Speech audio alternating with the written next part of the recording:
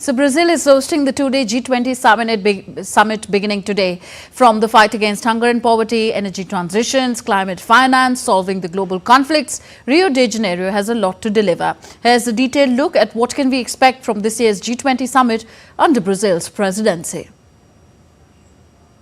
The G20 grouping is made up of 19 countries and 2 regional bodies, European Union and African Union. The G20 summit this year is special because African Union is attending the summit as a member. Apart from the G20 member countries, Brazil has also invited 18 guest countries, 5 each from America, Latin America and Asia, and 3 countries from Europe. There are also 15 international organizations that will be attending the summit.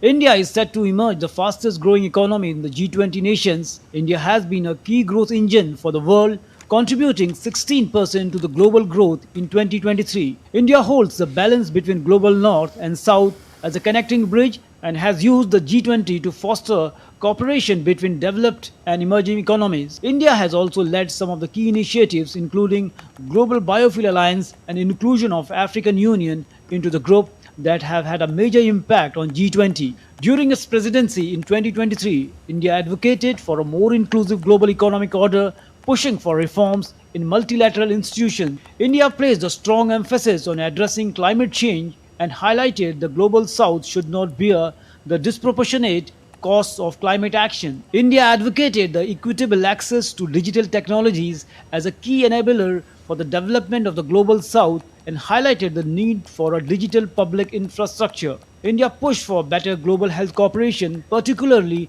in the wake of pandemic.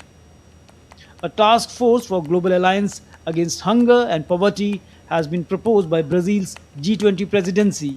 The aim of this task force is to focus on establishing a global alliance to raise resources and knowledge for reducing hunger and poverty around the world.